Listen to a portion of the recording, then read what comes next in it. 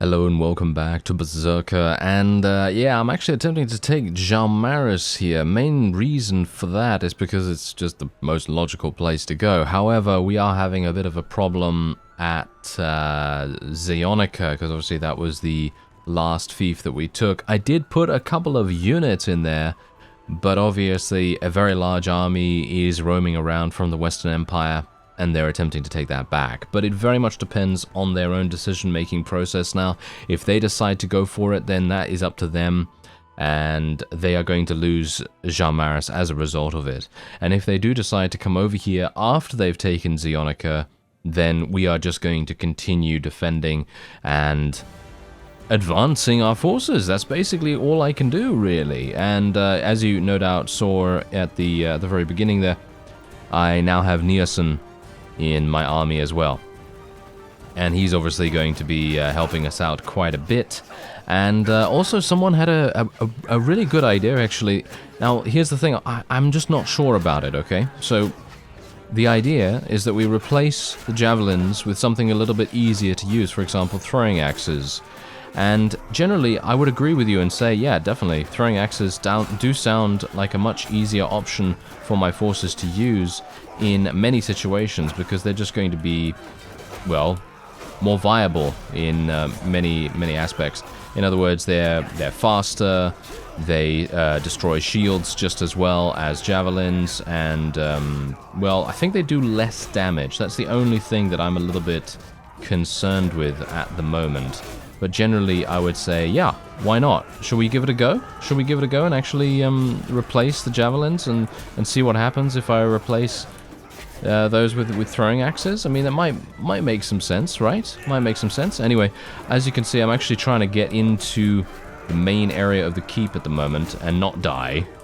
Let me see if I can actually make that work.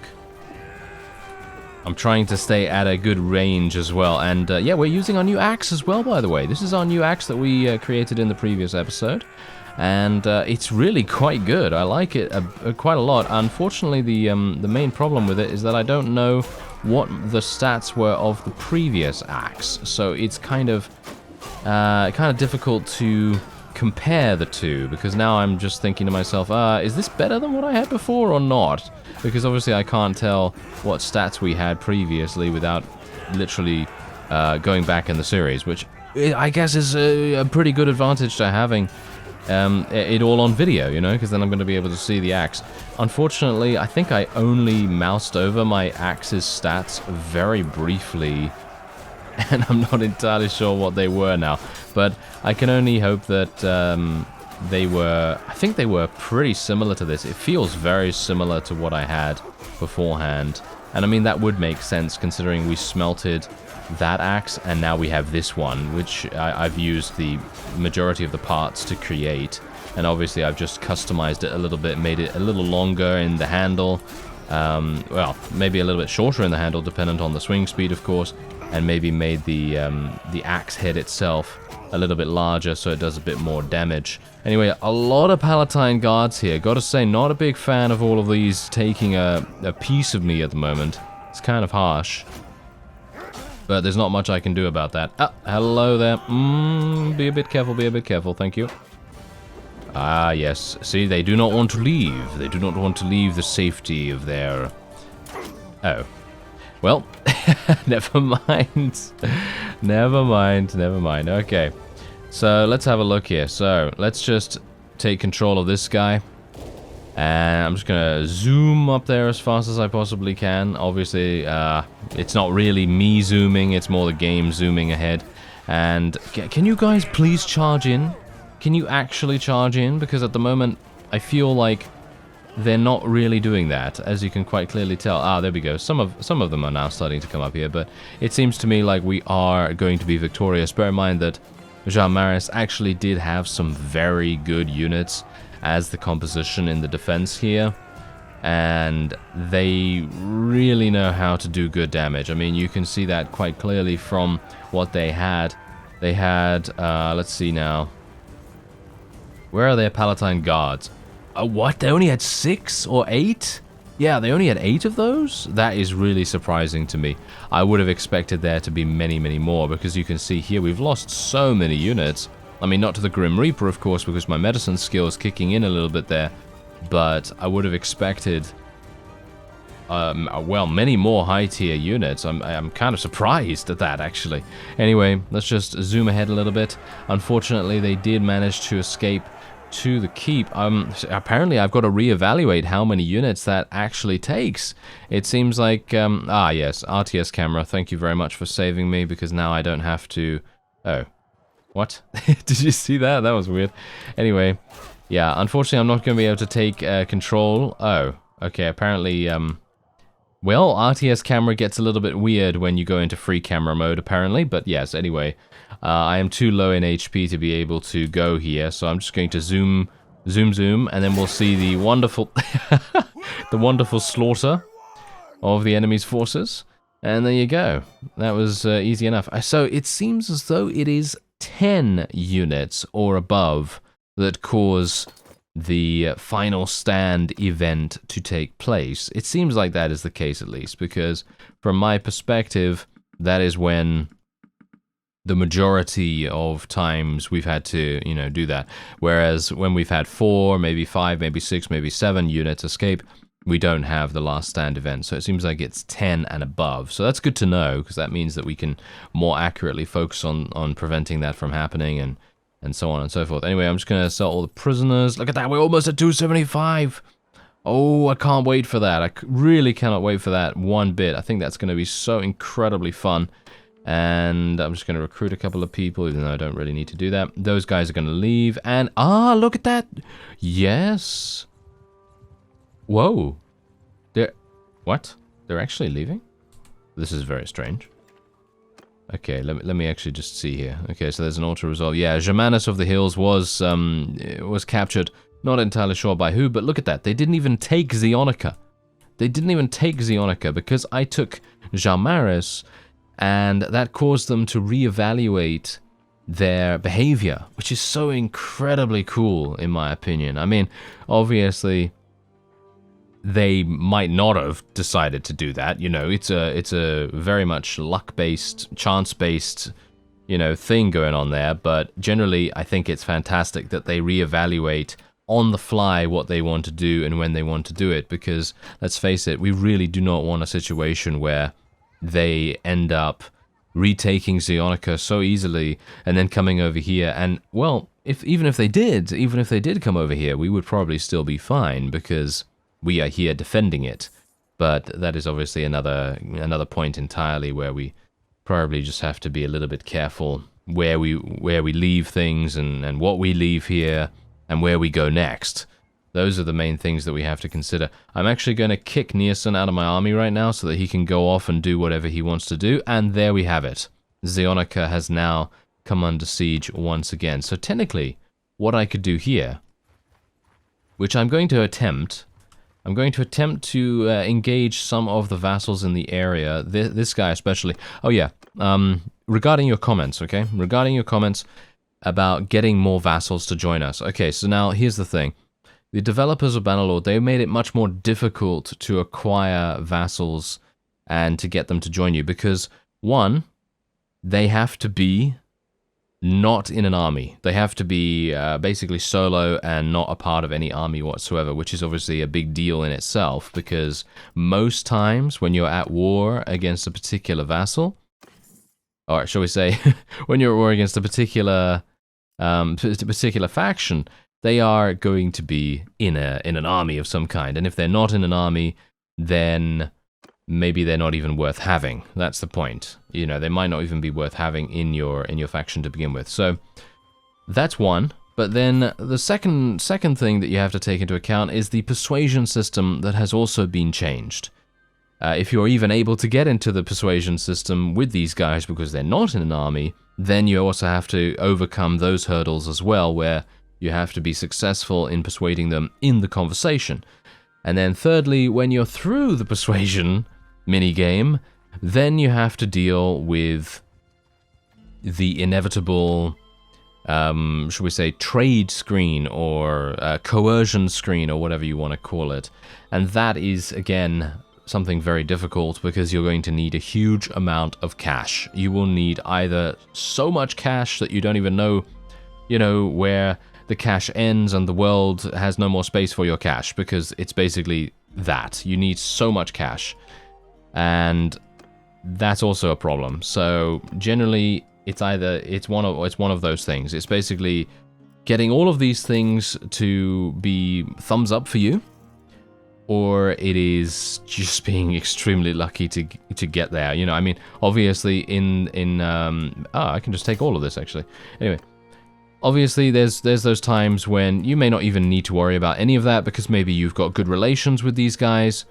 Maybe you have such a large amount of money that you don't even need to worry about it. And maybe none of the above applies to you, because you have, maybe everything has a price, and then you're going to be able to trade fiefs. And even if you are able to trade fiefs, which is again another bit of a problem, I'm going to take Veterans Respect here because I want to convert bandit units into regular troops. Actually, do I care about that, to be honest? I don't really care about it, so I'm going to take Citizen Militia, actually. Anyway, point is, even if you have everything as a price, and you do end up persuading one of the vassals to join you, then you don't know whether they're going to stay. But here's the thing, your comment saying that I should get more vassals, you're 100% correct. I should. I definitely should, but the problem is, how? You know? It's not like Warband, unfortunately, where vassals are just going to join you out of nowhere, and they're going to be waiting for you in your castle keep, or, you know, your home base or whatever, and then you can go and speak to them, and then they'll basically say, hey, I'd like to join you, do you want to accept my pledge, you know, my oath of loyalty? And then you say to them, yes, or you say to them, no, and then they go somewhere else. Unfortunately, it is not like that, and they make it much, much more difficult this time around. But I will try. I will try. Oh, yeah, that's also something that I need to do. Someone told me about policies. All right, so there's a bunch of policies in the way that you have your own faction, and these things are going to really help out a great deal in increasing the loyalty that your towns have. So you don't necessarily need to look for companions that are the same culture. And thank you so much for reminding me about this, because I've never used policies in this way. The only time that I've used policies is to increase my own army capacity. That's pretty much the only thing that I've used. So let's have a look here. Town security is increased by 1 per day. Towns with security greater than 60 yield 1 additional influence. Sure. Let's do it. What else do we have here? Food production in towns and castles increased by 2, but town loyalty is decreased by 0.2. I'm not a big fan of that, actually, so I probably won't take that. I would like to... Towns gain 1 security, but lose 1 militia per day. Is that good? I think that's good. Let's do that. I have to be very careful here, because I don't want to be in a situation where we are going to lose... This is fantastic, yes. Settlement loyalty is increased by 0.5. Yes, we'll take that, thank you. And these are the kinds of things that I'm looking for. Oh yes, we want this as well. I don't really care about money at the moment. All I want is for prosperity, loyalty, and security to be increased as much as we possibly can. So we'll try, if I can, to get more of that. Yeah, no, this is all to do with money. All to do with money. Town security increased by 1 per day. Yes, thank you very much. We'll definitely take that. Towns held by the ruler clan gain 1 loyalty. What? Yes, thank you. Perfect. That is absolutely perfect. Oh yeah, I could not ask for more there. And what else do we want here? Don't really care about this. 0.5 loyalty per day to settlements that have the same culture as their owner clan. Yes, this is not going to help me in the least, because unfortunately I am a different culture to them. Aren't I? Aren't I a different culture? You know, I've actually got to check that. Settlement loyalty is increased by 2 per day. What? Wow, thank you so much for telling me about this. This is actually crazy. Look at this. More town loyalty. Yes. Settlement loyalty is increased by 0.5 per day, but the security... I don't care about the security. There we go. That's perfectly fine. We're getting so many Look at that. Look at all those policies that I've just enacted. Oh, that's super funny. All right, there you go. That is great. That's really going to help me out now. And now I have to be very careful about Zeonica here. I need to make sure that we head in at exactly the right moment. I cannot wait too long. Nielsen, are you ready, sir? I'm sure he is. He is always ready. He's a very ready individual. So let's do this. There we go. Okay, we're going to help Zeonica, and now we have basically the same exact amount of units, almost at least, and we're going to be heading in here.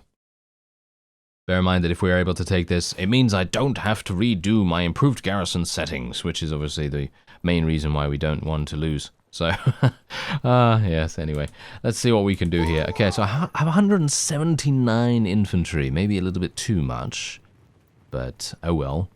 I mean, I guess that's all right, right? Yeah, I guess that's fine. Oh yeah, that's also something that I want to do. I'm going to be creating my own two-handed axe, because now that we have some good parts, or reasonably good parts, shall we say, I think it's probably about time that I make my units, make all of my units, at least the high-tier ones, use the same two-handed axe that I'm currently using. I think that could be super fun to watch.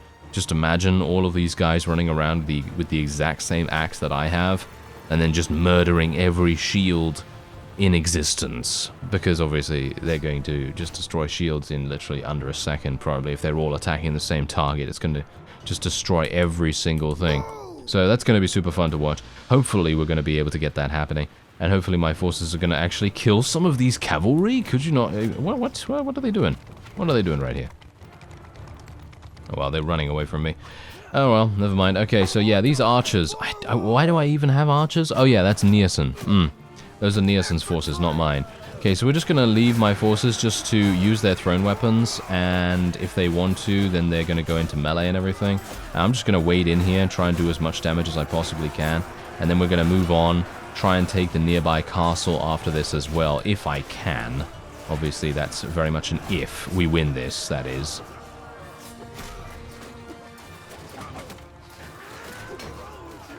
Should I just tell them to charge? I'm actually not entirely sure. I'm in one of those kind of mindsets where I'm thinking to myself, is it worth me actually charging, or is it better that I just allow my forces to throw their weapons? Because throwing their weapons is very, very effective, especially when the enemy is generally like this. Oh, they seem to be running. They're actually running? Are you serious? Wow. I would not have expected that immediately. They seem to be losing morale at the very least, which is good.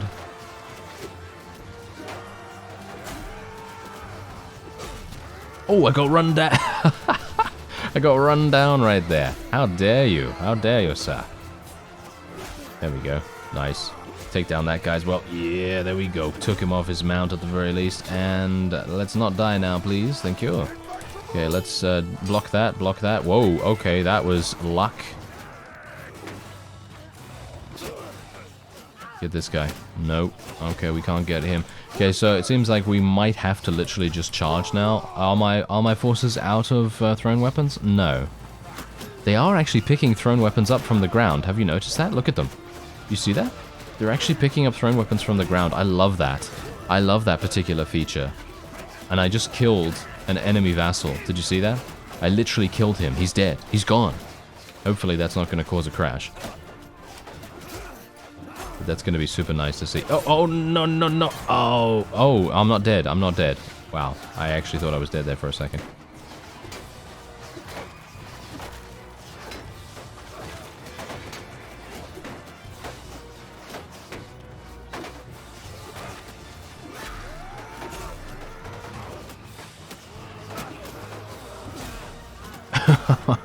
You know that feeling when you're attacking the enemy and you make them turn, and at that exact moment a volley of javelins comes in? That is absolutely fantastic.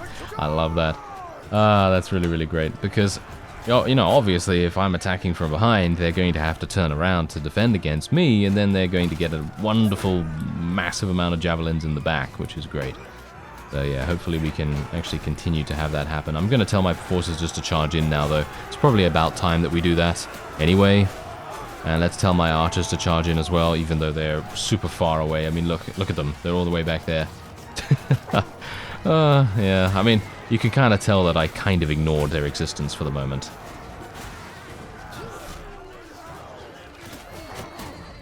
Wow, my forces are really taking a bit of a battering here, but that is to be expected, of course. We are kind of, well, shall we, I don't know, outmaneuvered? I guess that's the best word we can use right here. Kind of outmaneuvered, because they do have quite a significant amount of cavalry still. I was actually hoping that many of my forces would have taken those guys down already, but apparently that is not the case. I was going for a lovely jump and slash there, but no such luck.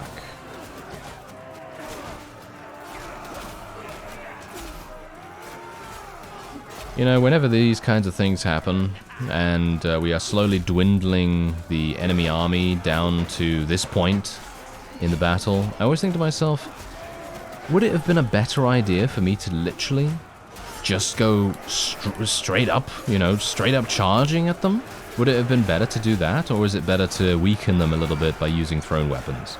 Because obviously if we use thrown weapons, it's going to make everyone on the enemy side, or at least we can hope so, it's going to make them be quite a bit more injured. It's going to make their shields be a little bit more destroyed, and we are hopefully going to thin out the opponent relatively nicely. But I don't know whether that's worth it, because obviously if we tell them to charge, then we're going to be putting our units into much more dangerous situations. Look at the Berserkers, look at how many kills they got.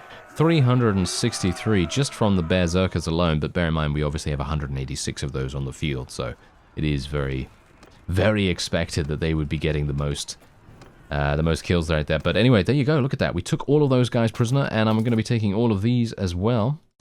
And we will then be leveling up our forces. And what about the loot? Oh, wow. There's literally 7,000 only. This is really not anything to write home about whatsoever. We can pretty much just take all of this, to be honest. I feel like it's a bit of a waste of time to click through all of this. But maybe 7,000 is going to level up a couple of our people to Berserkers or something like that, maybe? I don't know. But, yeah, I don't know. I mean, you could see how much I have to click through by the scroll bar on the left. You can see it growing right now. You can see it on the left there. It's, oh, wow. Yeah, that is literally nothing that we're taking. That's kind of crazy. Oh, well, there you go. Okay, so we're done. We're done with eliminating that extremely large army, which is super, super nice. And now look at our loyalty. Thank you so much once again for telling me about the policies, because I really thought to myself, hey, you know what? What can I do here? The only thing I can really do is just struggle along by, you know, recruiting more governors that are the same culture and just trying my hardest to, you know, rectify things as best as I can. But wow, that really makes a huge difference. So I am very, very thankful that you told me about that. Anyway, we're going to sell a bunch of the most valuable gear. And there we have it. Oh my. Yeah, that is kind of funny. Okay, let me actually just see here real quick. I'm just going to... Oh, I don't want to buy any more grain, actually. I don't want to buy any more grain. I'm just going to buy all the grapes and everything else. There we go. Oh, I need to buy some more horses? Are you serious? Okay, there we go. What about my herd? My herd deficit is not so bad at the moment. It's only 0.5, so I guess that's not too bad, but yeah. Oh, yeah, I should probably sell my prisoners, shouldn't I? Let's not run around like an absolute idiot. There we go. 2 skill points only? Really? Only 2 skill points? I would have expected 3 for the amount of units that I had. Oh, well, never mind. Okay, so we now have leveled up once again. I'm now level 35. Can you believe it? Never would have expected that. Anyway, I guess I'm going to be going for some additional points in engineering, because, I mean, are we actually even... Is that even worth it? Is that even worth it, to be honest? Because if I think to myself, I'm not building anything. You know what I mean? I'm not building anything. However, if you take a look at the secondary effects that some of these engineering things have, for example, your troops deal 10% more damage to shields. That's pretty good. You know, that's actually pretty good. Huh. But I could get to 100 without having to spec into this again. So I'm actually going to just go for another point in throwing and then some control. Ah, hello there, Mr. Meritor. Yes, so he is obviously attempting to besiege Zeonica here. I'm actually kind of surprised he's going for Zeonica because Jalmaris is just that much closer. I guess I shouldn't really be that surprised. I mean, it is to be expected that they are going to try and take something pretty close by to us right now. So what I'm going to do is I'm just going to take the Berserkers and Noble Super Bears, and I might take a couple of other units in here as well, because, let's face it, I'm probably going to need the assistance. So I'm just going to take tier 4s and above, and I'll leave the rest in here. I actually wonder whether he's going to switch if I take a couple of units from the garrison. I am actually kind of weirded out. Oh, what? There's 2. Ah, that's the reason why he's not besieging this one. Alright, I'm going to go here. And they're going to try and take this. Yep. He's locked in, isn't he? He's locked in like no one's business. I can't believe it. Okay, yeah, he's going really hard here against us. Okay, so let's see what we can do. I don't really mind if Zeonica gets taken. As I've said, Zeonica, if it gets taken once again, then that is just going to be another thing that I'll just retake real fast, because they're only going to put about 100, 150 units in there. And as you've seen, those kinds of defenses really don't have anything that can significantly hurt us. So I really shouldn't have to worry about that in the least. And I have a huge amount of ballistas currently going on here right now. Not entirely sure why they're wanting to destroy the walls. I guess there's only 30,000 HP on them. So that kind of does make sense. Yeah. Oh, they abandoned it. Okay. Interesting. What, they are literally leaving? Are you serious? Okay. Well, if they want to do that, then that's up to them, of course. They're traveling to this village over here. Why is that? Are they going to recruit some more units? I assume they're going to recruit some more units. Yeah, so Zeonica was obviously taken, but that is, again, not that big a deal. And I will be able to take that. I'm going to just take that off screen, by the way, so you don't have to see that again. The only reason why I generally tend to show repeat sieges is if there's something useful or interesting going on at that location. So in other words, a large army is really close by to us, or something along those lines. Ah, hello. It seems like they have split up. This is a fantastic situation to be in. Hello there. I'm going to attack you straight away. Oh, yes. You are gonna die, sir. Ooh, he's actually got a... Wow, he's got some pretty good combat strength. I'm kind of a bit weirded out by that. I would have expected him to not have a huge amount of combat strength at this point, but he actually has a surprisingly strong army still, even though many of the vassals have left. That's interesting. Okay, let's go for a loose formation. And I'm going to do the sort of standard thing where we kind of want to stand on one side of the river and then just allow our javelins to do the talking. That's what we're going to do. And we'll see how that goes. I hope that I'm not going to get shot by any of these horse archers. I'm going to just stand still and make myself a complete sitting duck. I'm actually going to sit down as well. There we go. I'm going to sit down exactly like a sitting duck, because that is what we are. There we go. We got shot in the leg. How dare you? It's not very nice of them. Anyway, yeah, these guys, they really don't know what they can do, to be honest. I mean, I would not envy the job of these cavalry right now. The enemy cavalry having to literally charge into this. I mean, look at all of these guys, literally. I would not want to be them right now. All of those javelins streaming towards me if I was them. That would be really, really harsh. Where are the enemies? Oh, they're 3. Are you serious? They're oh, okay, fine. Fine. If they're taking that long to get over here, then I might as well make my way over, to be honest. Because, I mean, I was partially thinking that I would auto-resolve this battle. Because I thought, hey, you know what? Maybe it would probably be more efficient, quicker. I don't know. Maybe we would take less casualties along the way as well, but considering they're being so incredibly... Well, I don't even know what to call it. Is it cautious? Is it cowardly? Is it strategic? I don't know. I mean, they do have a hilltop here, so I guess you could call it strategic, because it is making much more sense for them to be maintaining a height advantage rather than coming over to me where I'm on the other side of a river. And if I'm on the other side of the river, then obviously I have the advantage if they decide to, you know, cross it and everything, but oh well, never mind. Okay, well, I guess I'm just going to travel up here and see what my javelins say about the whole situation. I'm gonna, you know what I'll do? I'm gonna wait 30 seconds, alright? Once we are in position, I will wait 30 seconds. We'll see how many units my forces have killed with their javelins alone, as I continually get pin-cushioned by a huge amount of arrows. Thank you very much. Yeah. But yes, yeah, so we're gonna do that, and then we'll see what happens, because I would like to see just how effective they are in terms of time versus kill ratios, because if we're having them stand there for, I don't know, 3, 4, 5 minutes, and we just let them shoot off their javelins, is it worth the time that we take? I think so, because, I mean, you can see how many kills they're getting right now, and they have only used their javelins so far. Look at how much damage they're able to do already. They've killed 40 units in, what, 20 seconds?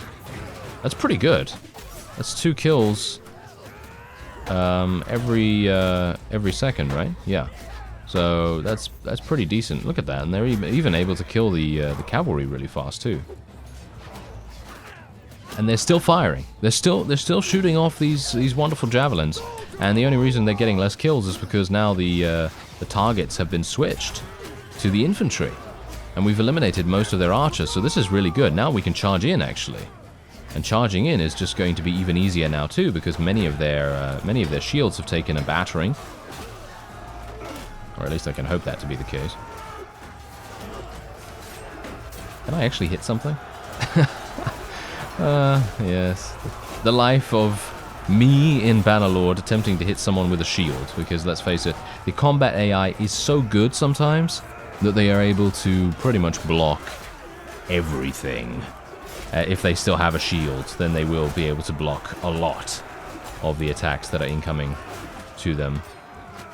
But yeah, obviously in this case, not so much. When they are completely outnumbered, then yeah, that's obviously going to be a pretty significantly easy endeavor for us to take. But there you go, that's indeed a victory for us. And they were just running after that last cavalry there as well. Okay, so there you go. We ended up defeating one of their armies, although, can you really call it an army? Maybe you can call it an army, I'm not entirely sure. I mean, there's 3 vassals there, so I guess you can. Anyway, there you go. A little bit of level ups right there. And I'm going to take all the loot, because 5,000 experience, I don't think that's particularly worth the time invested in, you know, sorting through all the loot and everything. Anyway, let's go back to Jean Maris here. I do have to still be a bit careful, because that other army, hello there it is still around. And bear in mind that obviously Zeonica is still up for grabs. Don't worry, I haven't forgotten about that in the least. We're going to go into the dungeon here, and I'm going to place all of these units in here, just all of them. And we're going to have my improved garrison do the recruiting. I think it's already doing that. Yeah, it's already doing that, so that's fantastic. And yeah, we can pretty much just leave it the way it is right now, and then we'll see what happens in the upcoming episodes. War exhaustion is just about to kick in, so I'm going to aim to take Zeonica, and then I will immediately head down to Vostrum, and I will try to take that as well before the war exhaustion kicks in. And if I can do that, then we will be in a really strong position indeed. I mean, you can look at my combat strength right now. We've got 6,100. The Western Empire is still doing fantastically, by the way. I'm not taking anything away from them here. They have 5,100 even after all the damage we've done to them. It's actually kind of a huge testament to how strong and how resilient they've been in the war against us. Although, I wouldn't really pat myself on the back that much. But I'm just saying that they're doing pretty well too. Anyway, that's going to be it for this episode. I thank you very much for watching, and I'll see you next time.